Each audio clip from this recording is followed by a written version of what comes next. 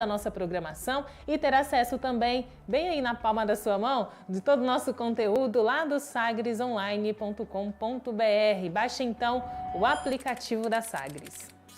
Tom Maior já está de volta e quinta-feira aqui na nossa programação é dia de Sagres Internacional. Sagres Internacional. Os principais fatos do cenário mundial com credibilidade e análises profundas. Sagres Internacional é com o professor Norberto Salomão, historiador, professor de geopolítica. Oi, professor, boa tarde, tudo bem? Oi, Jéssica, boa tarde. Olá a todos aqueles que nos acompanham. Satisfação sempre grande, né, estarmos aqui para podermos refletir um pouquinho sobre o cenário internacional, né? Como sempre, né, Jéssica, muito agitado, né? Nós tivemos nas 2 últimas semanas eventos muito complicados lá em Israel, envolvendo Israel e os jihadistas do Hamas, inclusive com bombardeios muito sérios, aproximadamente 40 mortes lá, mas a tensão agora parece que deu uma equilibrada. Também o bafão, né, vamos chamar assim, usando a linguagem popular, envolvendo as investigações ao ex-presidente dos Estados Unidos, Donald Trump, e ele, malabarista político que é, tentou reverter a coisa para si, se colocando como vítima, como perseguido.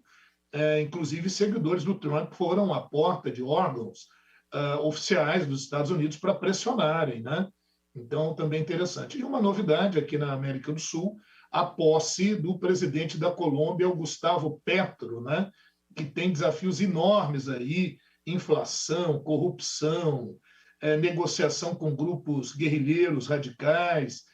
Então, é bastante recheada a coisa aí, viu, Jéssica? Além disso, óbvio, a guerra da Ucrânia que continua em andamento, as ameaças lá de lado a lado, inclusive envolvendo a usina nuclear, a maior usina nuclear lá da região, a usina de Zaporígia, em que ocorreram bombardeios próximos. A Ucrânia acusa os russos acusam os ucranianos. Em meio a essa guerra toda, a Ucrânia, o Volodymyr Zelensky, continua recebendo ajudas milionárias para resistir ao avanço russo e o acordo feito com a Rússia para o escoamento de grãos da Ucrânia, mediado pela Turquia, vai ali cambaleando, mas vai acontecendo. Já temos o 4º navio deslocando grãos da Ucrânia, né?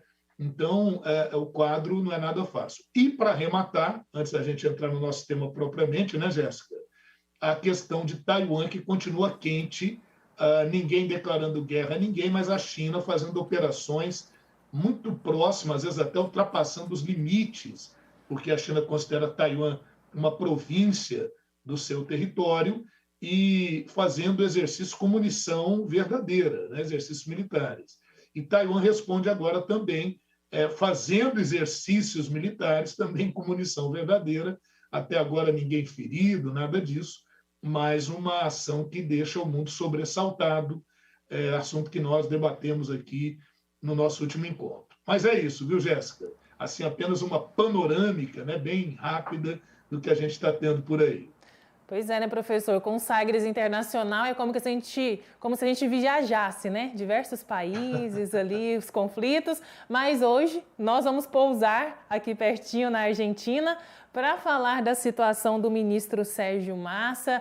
A situação de crise na Argentina é tensa, né, professor? Nos últimos meses tivemos a renúncia de 2 ministros da Economia, 2 titulares do Ministério da Economia. O primeiro foi Martín Guzmán, renunciou no dia 2 de julho. Depois, Silvina Batakis, que não conseguiu completar um mês sequer à frente do cargo. A aposta agora, então, está, professor, no superministro Sérgio Massa. Diante disso, né, professor, desse cenário aí na Argentina, o que está acontecendo? O que a gente pode entender, professor, dessa crise econômica, dessa crise política que a Argentina está enfrentando? Pois é, né, Jéssica? É pertinho da gente, né? É o país que, apesar da gente ter aquelas históricas rivalidades, a gente pode dizer que é, sim, um país irmão, né? Como bons irmãos, você sempre tem aquelas arengas, aquelas disputas, mas é aí nosso parceiro importante, né? A Argentina. E a Argentina tem um histórico de riqueza, né? A Argentina do século XIX, com os criadores de gado, com as riquíssimas fazendas argentinas.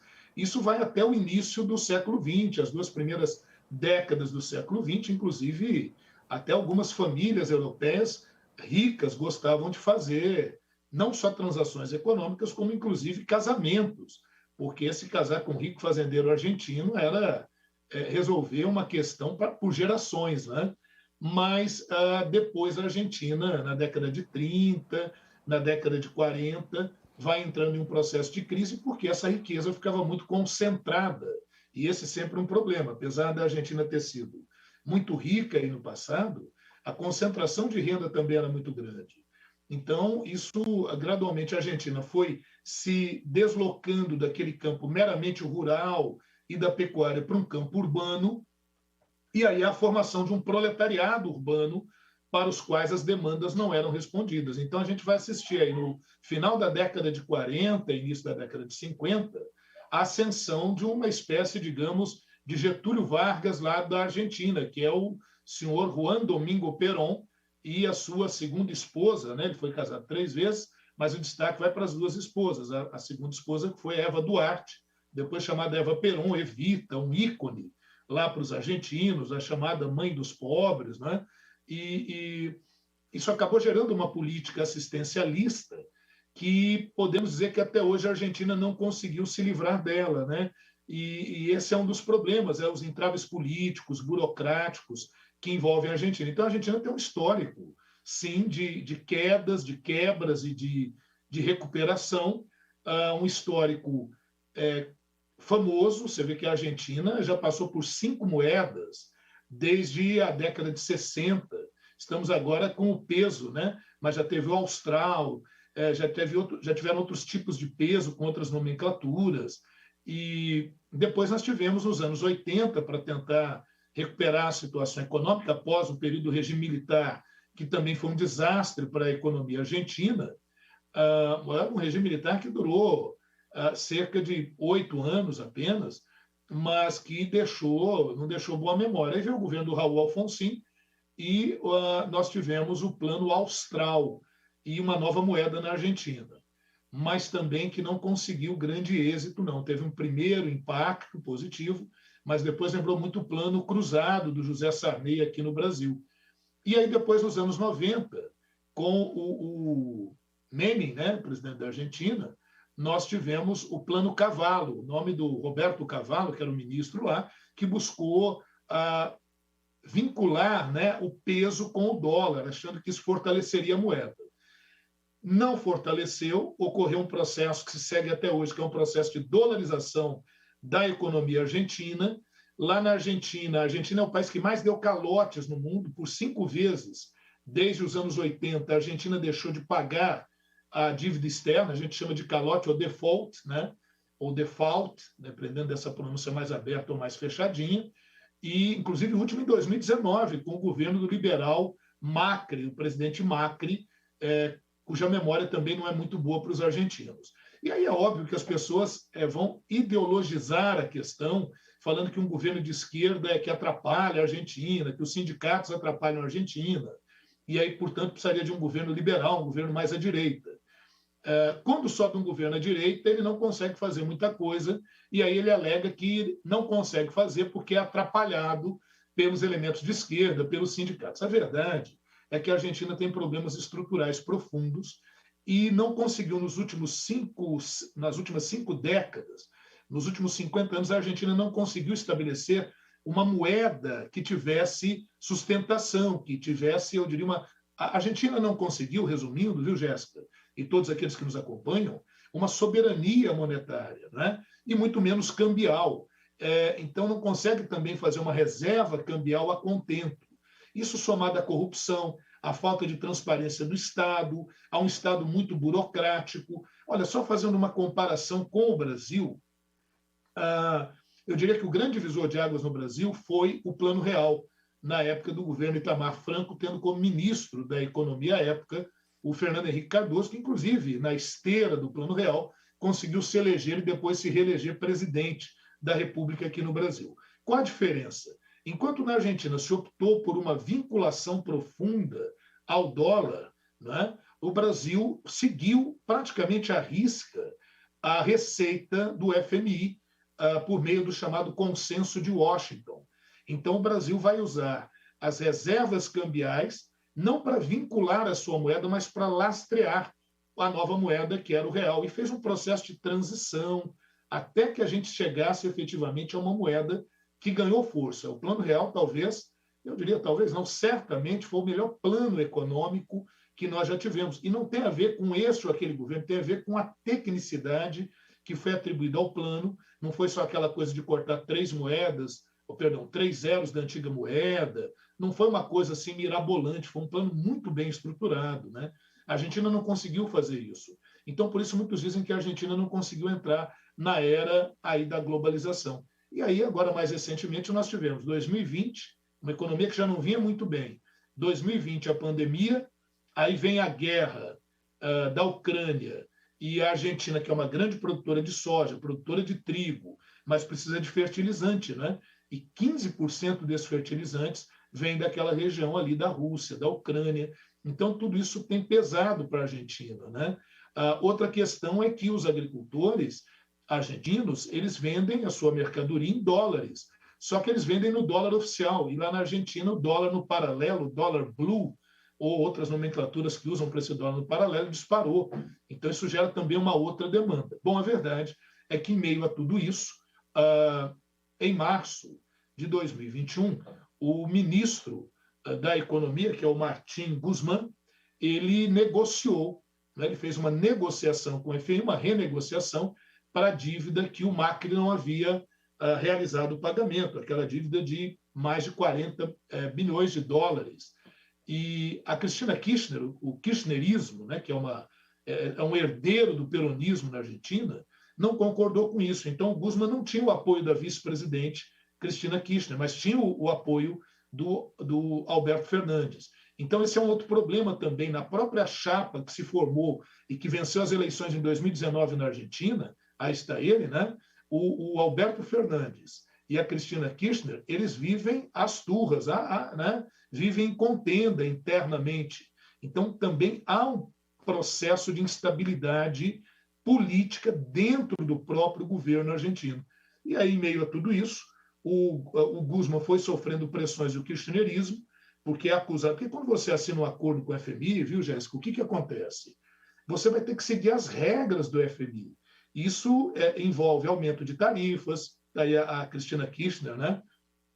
Envolve uma política fiscal rigorosa, né? Então os gastos do governo ficam muito controlados, e quando os gastos do governo ficam bastante controlados, o investimento em políticas públicas e em auxílio, em seguridade social, muitas vezes também é cortado. Então, veja que tudo isso acaba implicando em uma tensão social muito forte. E o kirchnerismo se baseia justamente numa política mais populista. Então, foram pressionando o Guzmán, principalmente por esse acordo que ele fez com o FMI, que obviamente levaria a uma política mais rigorosa, e ele acabou renunciando. Renunciou agora no mês de julho. Aí assumiu a Silvina Batakis, que era mais próxima a Cristina Kirchner e tal. A Batakis não aguentou um mês, né? Isso, inclusive, alterou muito a Bolsa, os investimentos, os títulos da dívida pública na Argentina não têm a menor credibilidade. O Banco Central na Argentina perdeu também grande parte da sua credibilidade. Ela não aguentou um mês, e aí chamaram o presidente da Câmara dos Deputados, que já foi, ele não é nem economista, ele é advogado, mas tem grande habilidade e um trânsito muito importante junto ao FMI. Então, por isso, ele foi chamado. O Alberto Fernandes fez uma fusão de 3 ministérios, e agora esses 3 ministérios, que envolviam agricultura, desenvolvimento, pesca e o da economia, se juntaram. Então, ele formou um super ministério e entregou aí na mão do Sérgio Massa, para ver. Aí está a Silvina Batakis, né, que não aguentou um mês lá no cargo, e aí assumiu, aí próxima telinha nossa, o Sérgio Massa, com essa missão como super-ministro. Ele já chegou falando: olha, eu não sou milagreiro, eu não faço milagres, mas você está vendo que a instabilidade na Argentina é muito grande, o peso está muito desvalorizado, as pessoas na Argentina o pessoal está dizendo que estão dormindo mal, porque mesmo os ricos estão dormindo mal, porque estão escondendo dólares embaixo do colchão. E, por isso mesmo, o governo do Fernandes começa a dificultar a conversão para dólares, né? Para que o governo possa manter esses dólares e manter uma reserva cambial. Então, a gente está observando também criptoativos, né, chamadas criptomoedas, que é muito mais fácil de você comprar. Está havendo uma corrida muito grande para essas criptomoedas, para esses, a gente chama de criptoativos. Não são tão confiáveis, mas pelo menos está sendo muito mais ágil do que com você conseguir comprar dólares na Argentina, ainda mais com o dólar subindo bastante no paralelo. Então, não sei se eu fui muito rápido, Jéssica, aí você me corrija, viu? Mas eu tentei resumir um pouquinho, desde o início lá até agora, esse histórico, digamos assim, da política da Argentina. Acho que deu para entender um pouco, não sei. Foi perfeito, professor. O senhor resgatou lá desde o comecinho, né, para a gente, de fato, conseguir entender por que a Argentina está vivendo esse momento de crise. E além de ter que lidar, né, com toda essa crise econômica, política, o presidente também, né, o governo tem enfrentado ali também os protestos de ruralistas e também de setores mais fragilizados ali da sociedade. Professor, o que esse pessoal, esses protestos, né, eles estão questionando? Pois é, eu vou até aproveitar essa questão dos protestos, viu, Jéssica, para falar o seguinte: a gente vive num mundo de polarizações, né? Direita, esquerda, isso está muito polarizado e não é só aqui no Brasil. E aí vem aquela questão, sabe por que a Argentina está assim? Porque o presidente lá é de esquerda. A Argentina está assim porque não realiza uma política de abertura, de privatizações, o Estado é muito centralizador, é muito burocrático, tem tudo isso.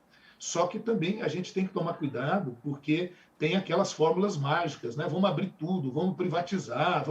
As privatizações, elas são muito úteis, mas elas têm que ser estratégicas. As privatizações, elas não podem significar uma passagem do monopólio estatal para o monopólio privado. Nós aqui em Goiás, por exemplo, sentimos isso na pele, né, na questão da negociação da CELG. Então, quando você, por exemplo, privatiza uma empresa como a CELG, você não pode privatizar na mão só de uma. Então, seria interessante que houvesse uma regra para que você tivesse pelo menos 2, 3 concorrentes dividindo a fatia do setor, porque aí você tem competição e isso gera uma possibilidade maior. Eu estou dizendo tudo isso porque senão ficam aquelas fórmulas muito, muito fáceis, né? Se o governo é de direita, a coisa não está dando certo porque ele é de direita, então vamos colocar a esquerda. Se é a esquerda que está lá, vamos colocar a direita. E não é bem assim. É preciso entender que você, por vezes, tem problemas estruturais e não dá para fazer mudanças muito abruptas, porque você não pode estar falando só de economia, você está falando de pessoas, de vidas, né? Por exemplo, na Argentina hoje você tem próximo de 40% da população em estado de pobreza, a classe média perdendo o seu poder de compra. Dizem que os brasileiros que têm recursos estão nadando de braçada em viagens de turismo, claro, porque depois do dólar, o real tem sido a moeda mais aceita lá nesse processo de conversão. Então, de repente, uma pizza que aqui no Brasil, uma pizza grande que aqui, custa 70, 80 até 100 reais, lá em Buenos Aires você está comprando ela 22 reais no processo de conversão. Então, está barato viajar para a Argentina, né? Por outro lado, lógico, aquece o turismo na região e por isso que o governo tem adotado medidas mais restritivas na conversão dos argentinos por moedas estrangeiras de valor, para que o governo consiga fazer uma reserva cambial. Bom, a outra questão, você falou aí dos protestos, tem ocorrido protestos, sim, inclusive naquele obelisco que fica no centro de Buenos Aires, né, na Praça Central, em Buenos Aires, tem ocorrido protestos tanto dos setores empresariais ruralistas, que querem uma redução do preço dos combustíveis, está havendo crise dos combustíveis lá na Argentina também, e a questão cambial, para que eles possam produzir, porque eles estão convertendo pelo dólar oficial, quando o dólar no paralelo está muito mais caro, como eu falei anteriormente.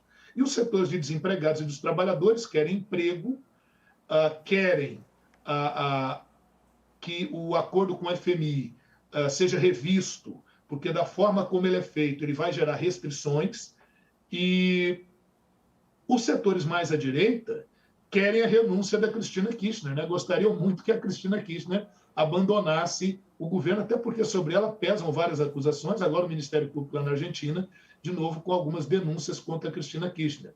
Esse é um outro problema, né? A falta de transparência do governo, dos atos do governo e dos membros de governos na Argentina. Esse também é outro problema que é enfrentado por lá, viu, Jéssica? Pois é, vamos colocar aqui então, professor, né, algumas imagens dos protestos que acontecem aí na Argentina, professor, olha se aí, comentar para mais gente. trabalho para os argentinos, né? Sobe tudo menos os salários e o ajuste. Nós não aguentamos mais ver ajuste no país, né? Abaixa o pacto com o FMI. Enfim, né? São manifestações que vão mostrando, aí o obelisco que a gente citou na Praça Central, são manifestações que vão mostrando a dificuldade dos argentinos. Infelizmente, né, o Brasil, ele passa assim à margem de tudo isso, ainda membros do próprio governo contam vantagem, olha como é que o Brasil está bem, olha lá na Argentina como é que está. Aquilo que a gente já falou, politiza-se, se faz a ideologização da questão, quando na verdade a gente deveria, o Brasil, se está numa situação um pouco melhor, e olha que é só aparente essa melhoria nossa aqui, né? É preciso tomar muito cuidado com isso, mas a gente tinha que fortalecer o Mercosul. A gente vai discutir aí mais para frente como é que são as relações Brasil e Argentina e a importância disso, né, Jéssica? Pois é, professor, daqui a pouquinho a gente chega aí no momento, né, do Brasil. Não quis atropelar. Vamos falar então, professor, de como, né, foi esse processo, que essa crise toda que o senhor explicou aqui para a gente, né, desde o início, levou então o presidente a criar um super-ministro da Economia. Como que foi esse processo, professor, né? O que é esperado desse novo ministro, né? Super novo ministro? Olha, Jéssica, dizem que é tão super que muitos já decretaram que o Alberto Fernandes não governa de fato mais a Argentina, né? Que hoje você tem de um lado a pressão do kirchnerismo, da Cristina Kirchner, e agora com o super-ministro vai caber ao Fernandes apenas assinar aquilo que ele estiver determinando, porque a situação chegou a um ponto limite, né? E aí ele já entra com medidas que não têm agradado muito nem ao mercado e muito menos aos trabalhadores. Ele já entra aumentando as tarifas de energia elétrica e de gás, então isso fatalmente vai se refletir na inflação, mas o aumento de tributos faz parte de uma política fiscal mais rigorosa, que é uma das exigências do FMI.